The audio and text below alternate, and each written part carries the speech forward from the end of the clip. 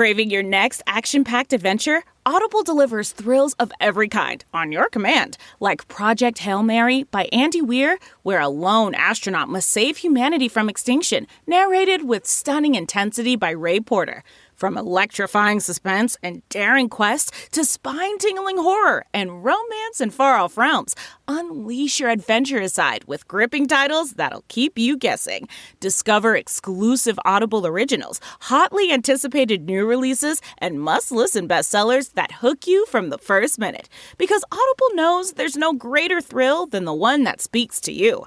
Discover what lies beyond the edge of your seat. Start your free 30-day trial at audible.com/WonderyUS. That's audible.com/WonderyUS.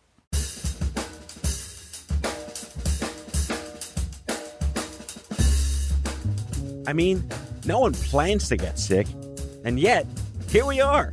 My name is Matthew Zachary. A quarter century ago, I was given 6 months to live with a diagnosis of terminal brain cancer. For more than 15 years, I've been ranting and raving on the air about stupid cancer and now stupid healthcare, and I'm just getting warmed up. So let's all go make healthcare suck less together, because you know what? We're all out of patience. Hey, that's the name of the show. All right, friends, welcome back to the show. We got a big one today. The queen badass of all queen badasses, Anne-Marie Mercurio, patient research partner, freelance consultant, writer, speaker. Words don't do her justice. She is just this fierce advocate. Her mom was diagnosed when she was a teenager. Her mom relapsed when she was diagnosed with breast cancer, and then her dad got cancer. Unfortunately, she lost both of them, but she went nuclear on pretty much the entire system. She lives and breathes in the take no prisoners, no bullshit world of actually getting industry to move the needle on things that matter. Prepare yourself for some well-deserved F-bombs from the one and only Anne-Marie Mercurio. Enjoy the show. Fun fact, I became single right before this fucking pandemic. That's a great way to open the show. Anne-Marie Mercurio, out of patience, welcome to the studio. So your pandemic present was singlehood. Singlehood was literally like 6 months before. Then I had to have the reconstructive surgery redone in November. I get cleared by the plastics team February of 2020. You're good to go. And the whole fucking world shut down. That's my... This is like Memento because we're starting in the future, but there's so much before all this started. But I think we've been circling each other in shifts of the night for a long time now. You have an incredibly storied LinkedIn at this point now. It just goes way back, and you're volunteering for everyone? I am on a lot of boards. Some of them are volunteer spots and some of them are paid for spots. Good. Pay your fucking patience. Yeah. That's the flip side of I feel like I earned my way into paying roles by proving my ability and proving my value along the way. So it's all merit we never asked to have, right? Right. I didn't ask for these fucking skills. That's exactly right. The skills you never wanted to have, but when you needed them, you really needed to know that they were there and you were able to use them. Now, there's jumping into the shit happens rabbit hole, and then there's Anne-Marie Mercurio jumping into the shit happens rabbit hole story because you're sick, your mom's sick, your dad's sick at the same time. Yeah. Not that this ever good ever anything bad to happen, but at the same fucking time. Yeah. Where were you in your life when this happened? Yeah. I was in a shitty marriage. Okay. The very best part of that was that my kids were both in college. So grown. Weren't dealing with pediatric. No, okay. I did. That was the only part of this that was easy for me. I didn't have to concern myself with, and now what about the kids? I could focus on the problems that I had to deal with my own treatment. And then midway through chemo to find out my dad had a tumor on his lung that had to be surgically removed. Actually, my mother insisted that we all go see them the day after Christmas, and I had chemo scheduled that day. And I remember sitting in the chemo... Jingle bells. Yeah, I remember sitting in the chemo chair, and chemo was delayed for a million and one reasons, and I know what they all were, but at the time, all I remember thinking was, why is she doing this to me? She knows what it feels like. She went through this already 25 years prior. Why is she insisting I go there? And then at some point in the chemo chair, I thought to myself, I know, she's going to tell us something. I immediately Wait, did you have the famous last words moment? What could be worse? No, in my mind, I'm like, it's going to be something great. We're all going to go on a family trip. Oh, good. And I get to the house and my siblings are all there. Their significant others are all there. I walk in, she sits me down, puts a can of ginger ale in front of me, and all of a sudden the tone got very dark in the room. And it was her trying to get my father to open up to share that he had to have surgery right after the new year. Was he a closed-off individual? He was the patriarch of the, Right. the Italian family, Right, the right, Italian-American family, protecting everyone. Vulnerability, not a strong suit. That's correct. Okay. That would be 100% correct. His role was always to take care of others. When he went into the hospital to have this surgery, which got canceled the night before the surgery, Wow. and it wasn't even the surgeon that called. It was someone from the surgeon's office, and I went there to see him the night before because I figured I'm not going to see him before he goes into the operating room the next. So I'm sitting at the table with him. My mother answers the phone and she hands it to him. I'm watching him and he's like, okay. He hangs the phone up. I said, what was that? And he said, they're doing something tomorrow, but it's not the surgery. He was supposed to have 1 or 2 lobes of his lung removed. And So were you like upset he just accepted that? I was fucking furious. Yeah. Like he just listened to what the system said? Furious. Don't even talk back. Doesn't ask a question? Furious. And I said, who was it? I don't know. Somebody from the office. Now, my dad was an attorney. You know, there was an integrity there. If someone asked him to do something and it wasn't his area of expertise, he would be the first one to say, I'm not capable of doing this. If you want me involved, I need to bring on someone that's better. And I think he believed that the physicians that were caring for him were going to do the same thing. And it was clear that they weren't. So the following day, now we're all in the hospital. I'm not supposed to even be in the hospital because I'm on chemo and they wanted me kind of in a bubble. And we all know hospitals are really germy places. The surgeons come out after they did a bronchoscopy instead, which to me was, we already booked the OR. The procedure's already on the books. We may as well throw them in there for something. So I'm already getting all amped up over this. Right. When I got up to my father's room, there's somebody in the bed next to him. And of course, my father is telling the guy, it's my daughter, breast cancer. She's on chemo now. And the guy is looking at me. He's like, you're on chemo right now? I'm like, well, obviously not right now. There's nothing sticking in my arm, but yes, I'm midway through a course of chemo. And then he says to my dad, who are your doctors? And my father looks up and said, I have no idea. I'm pretty sure she fired them all. Yeah.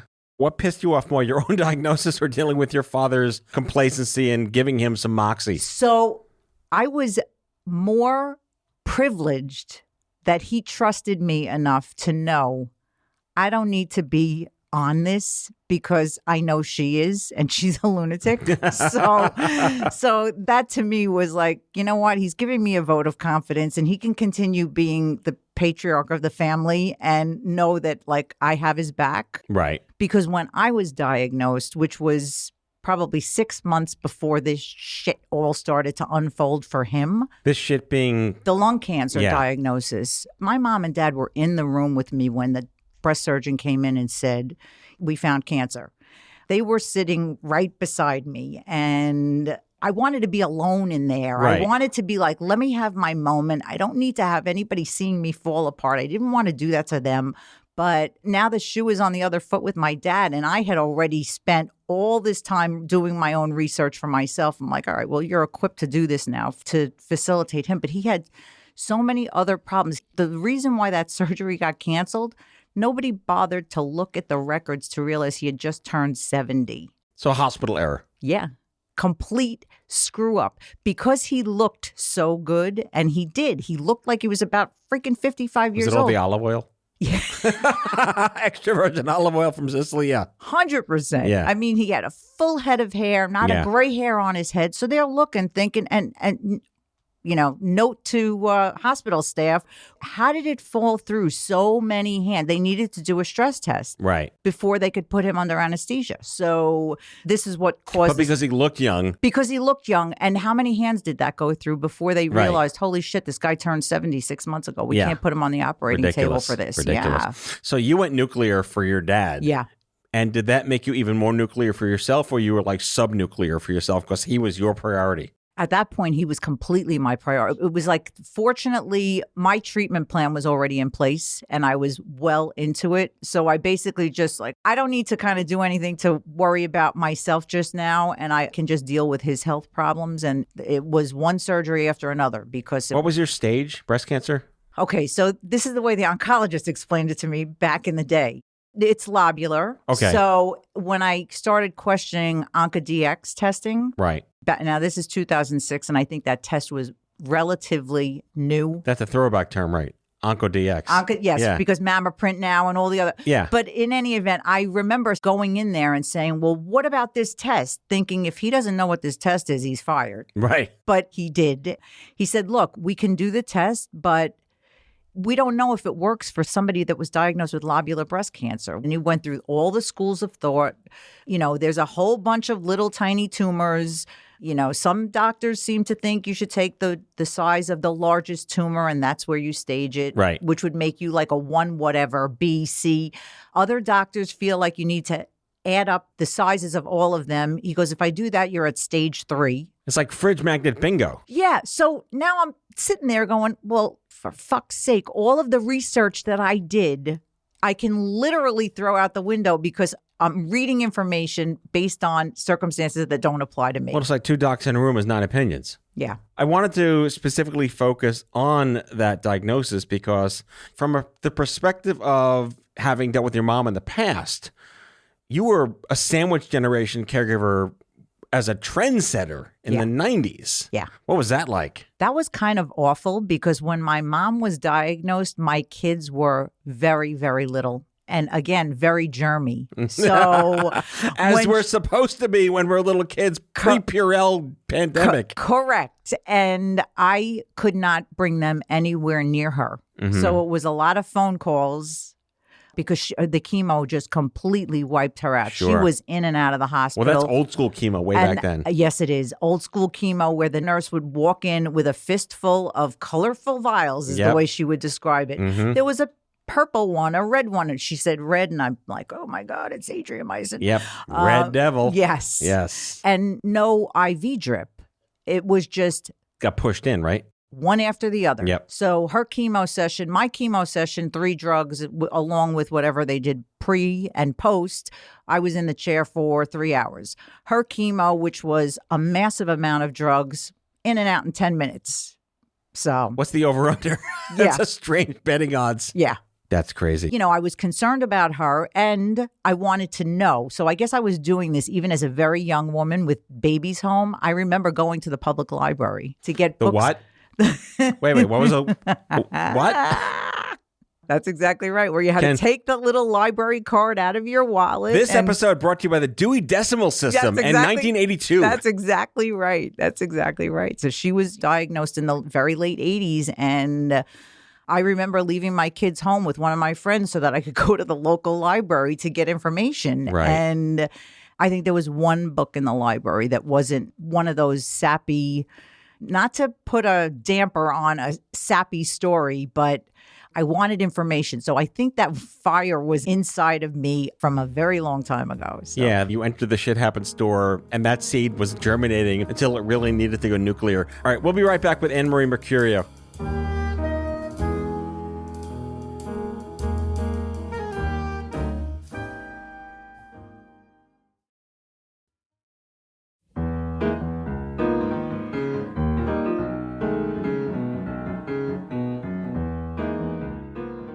All right, we're back with Anne-Marie Mercurio, and I don't even know where to start, but I think, without igniting the full powder keg, we can agree on some of the stuff you're working on today, which is the proverbial how to be your own advocate. You're either born with chutzpah or you're not. Is it possible that if you're not, you can develop it like you just go nuclear yourself? Or if you're not sort of congenitally chutzpahd from birth, what can be done in those moments from the people who are already through the gristmill to help you? So I do think that as time has gone on, I've gotten far braver in speaking my mind and making sure that if I have a problem with the way something is going or I have a question and it's not being satisfactorily responded to, I am going to open my mouth. When we were talking about my dad, that wasn't his style. But it's not that it wasn't his style to assert himself. He was too trusting. And I don't know where that comes from, that I was just raised to be skeptical of everything. Or it's Suffolk County. But I grew up in Queens. Okay. Even better. Even better. If you're incapable of questioning what's going on, you need to do the phone a friend and say, let me figure out which one of these people is going to be able to either come with me or be on a telehealth visit because of the world that we're living in at the moment. But the bottom line is, if you're not capable, you need to have someone by your side that is capable, because everyone deserves to have as much information as they need to make the best decisions for them. Acute healthcare is a supply-only store. It doesn't solicit customers. And then you get sucked into that store as a shopper. You don't know how much things cost. You don't know what things to buy in the first place. And you're dependent on a system you never studied to tell you what your options are. Is there really a phone a friend? There needs to be somebody that was on the path ahead of you that you can tap into. Someone who's checked out already. Yeah. Or if they're 4 aisles ahead of you, they've already, gone through those first couple of aisles. They know, all right, aisle 2, not so much. Aisle 3, there's a couple of things. And those are the people that you have to kind of look toward. Listen, I still get phone calls all the time. The phone call always starts with, I hate to ask you this, but, and that's my cue to say, someone just got diagnosed with breast cancer. What's going on? You want me to talk to somebody? You want me to listen? As people stepped out of the shadows and were willing to talk about the fact that they've received some sort of a diagnosis and treatment, unlike back in the days when breast cancer patients would be put to sleep and wake up not knowing if they had a breast or not. Right. So we're well beyond that. And I think that, everybody knows somebody. So even if it's not within your circle, if there's somebody you trust that can put you in touch with, I've spoken to people that were relative strangers to me, to just try to help them parse out the questions that they should be asking. We're always told, ask good questions. As if you know what constitutes a good question. Yeah. When the top of your head just blew off. So yeah. What really upset me back then is I was maybe 7 or 8 years out when the Livestrong Manifesto showed up. And one of their opening lines was, we kick in the moment you're diagnosed. Fuck that. Nothing kicks in the moment you're diagnosed. That's right. I've been saying this for 15 years. I know they meant well, but at the same time, Charlie Brown's teacher kicks in the moment you're diagnosed. Yeah. Wah, wah, yeah, wah. exactly. And I just keep going back to the poor schmuck in the store that doesn't know who's been in the store before them. And they're kind of just like dialing for dollars to hope they find something. And there's no institutional system in place that gives that American citizen the right to access a navigator. Agreed. That's still lacking in so many places because without getting into names or places or whatever, I know that I used to volunteer and I would speak to post-surgical patients. So to me, that's already too late. These women made their decision as to what they were going to do. Who got them to that point? Who got them to that stage? And the navigators, and doing it as a representative of the hospital, I couldn't speak freely to anyone. I had to be carrying the message of the medical institution, which with an agenda, which is not necessarily serving the needs of the patients. Mastectomy in New York State, insurance companies automatic 48 hours in the hospital. Institutions started with, these outpatient 23 hours and 59 minutes and out the door. And they were doing that. And I said, I can't say that. And I was told, you can't tell them that there's an option for them to stay if they feel that they can't go home. And I remember getting into an argument saying, well, like, what if somebody lives alone? Right. And they're going home with 4 drains and bound and they can't move and all to save a buck. Yeah. And that's the real dark web dirt that goes on in health systems. Yeah. I mean, I understand the longer you're in a hospital, the more you could pick up an infection and all, but Listen, I know how I felt. 24 hours? No. Maybe by like 38 hours, I would have been ready to go home, but that was just as much time as I needed. And I do know that back then, and I don't know that it's changed, the insurance companies are not allowed to restrict you to less than 48 hours. And I was like, you know what? I'm out of here. I'm not doing this anymore. Because if somebody starts crying, you tell me I have to get a social worker in there, and the social worker is going to talk the person out of, well, what are you doing for the person, though? If there's not a visiting nurse going there, and who's staying with the person at night, like my mind was going right to, we need to care for this person that's in this bed that's not only just had a debilitating diagnosis, they're likely scared, and now they're coming out of really devastating surgery. And I understand in the course of like cancer surgeries, mastectomy is quote unquote probably one of the easier ones, but there's a whole lot of shit that goes on with that. And that also sort of unravels a layer below the layer of if there is a navigator or a clinical care coordinator, they're under the agenda of the health system. And to your point, as much as they have a moral interest, an ethical interest, because that's Hippocrates, Yes. to give you, the patient, the information you need to make your own decisions, you're at the mercy of that system. And that's not good for anyone. 100% not. Yeah. Where is the patient in all of this? I mean, Right. I don't even want to go down that path. That's Because another show. That's another like whole That's a Dewey Decimal System. Yes, it is. But the bottom line is there's a spectrum here from young to old to who's got little kids, who's got grown kids. Employer-based care, Yes. Medicare. Yes. Very different. Yes. So who's the customer here? And Not and us. it's like, that's exactly right. And I was getting all sorts of pissed off. They're like, well, we're not paying the bill. I'm like, fuck you. I'm not paying for it. My health insurance is costing me in excess of $1,100 or $1,200 a month for a single. So that's me, only me. Again, there's so many layers of layers. Like, so you get in the shit happens store, right? You don't know how much things cost. You don't know where to buy the things, and you're not the one that's buying them, and you're not the customer. Yeah. And yet you're the customer of the shit happens store. Yeah. This is Yeah. healthcare. Yeah. Yeah. Not okay. Yeah. No, it's not okay. Not okay. It's really not okay. Do you have any say or thoughts on concierge is kind of a bad word these days because clearly I think it's a telltale sign that this expatriation into concierge is what unfortunately needs to happen to get away from it. And it just makes the haves and have-nots even more self-evident. But it's cause and effect, right? This idea of the board-certified patient advocate, I think, is a fantastic idea. Yeah.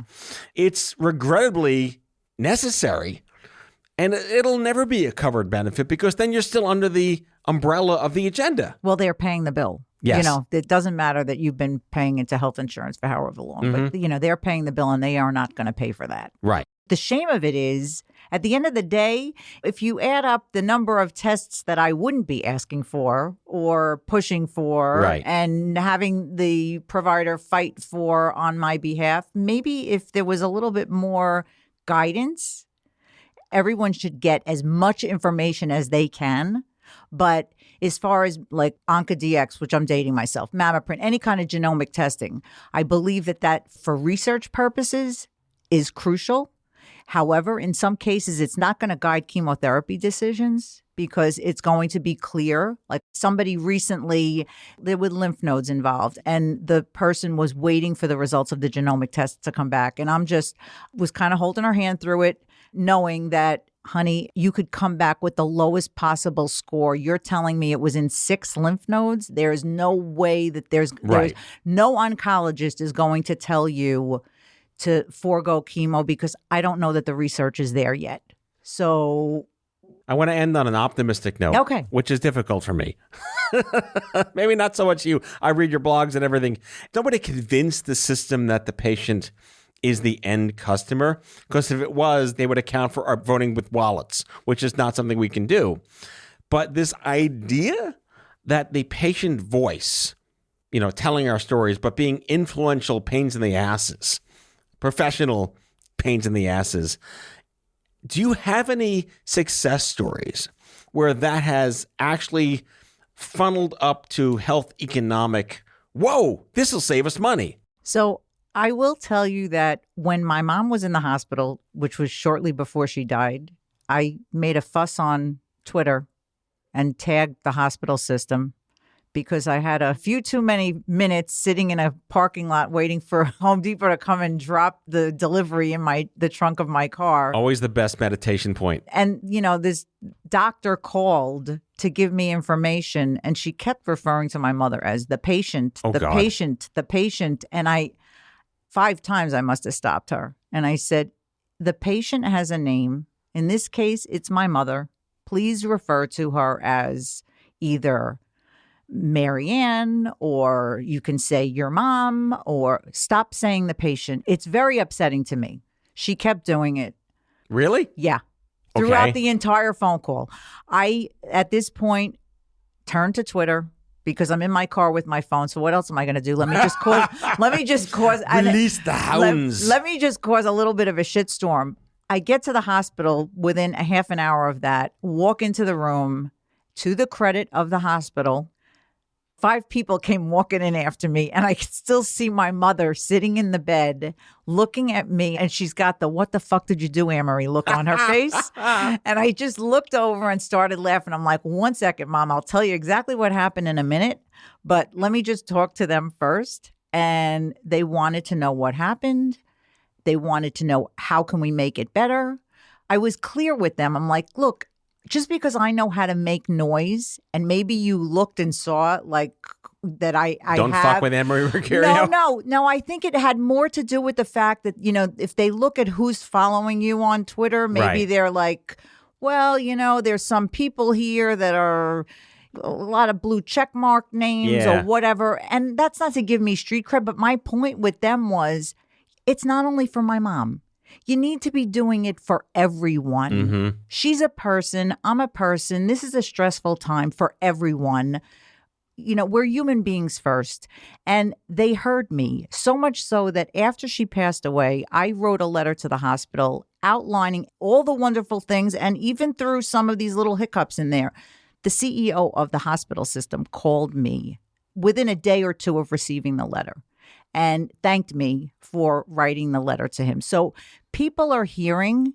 I think it's incumbent on all of us to make sure that we're not just constantly, like in my case, being a bitch and demanding things, but professional pain in the ass. Yeah, but also making sure that whoever's on the other side understands that you appreciate that you did A, B, C, D, and E, but you know what? It would have been exponentially more powerful had you gone just one little step further, and it would have changed the whole experience. And I think that people are listening. It's taking much longer. And in the circumstances we're in now, we're in an impossible situation. The strategic cockeyed pessimist in me agrees that leaning in with gratitude first and then becoming an asshole really works. Yeah, it does. Yeah. It does. So has that hospital system fully changed the way they think about communications?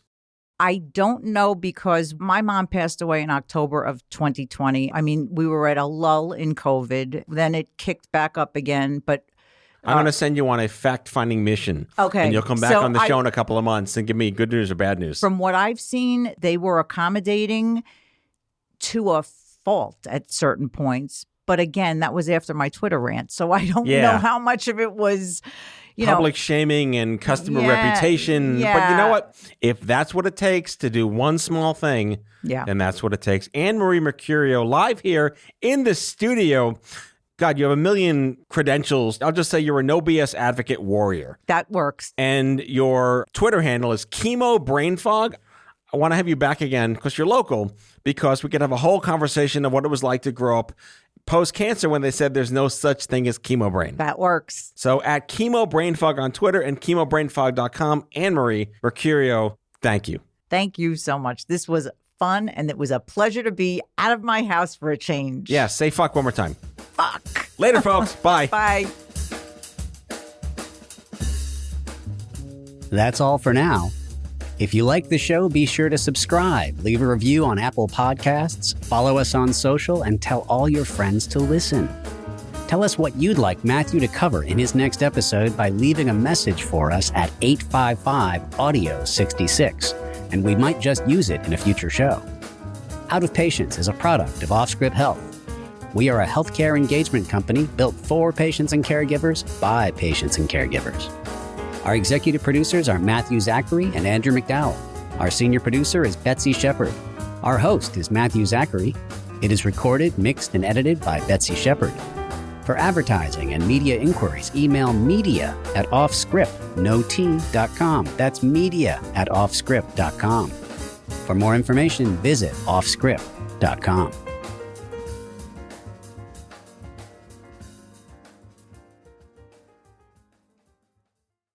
Find yourself looking for a new job or change in career? Monster.com is here to help. We are not only here to bring you job postings, but also AI interview prep and salary tools, expert career advice, and top-notch resume services. We've got everything you need to land your perfect job fit. Discover the magic of finding the ideal job with Monster.com. Your future starts now. Visit Monster.com today. Your next job opportunity is just a click away.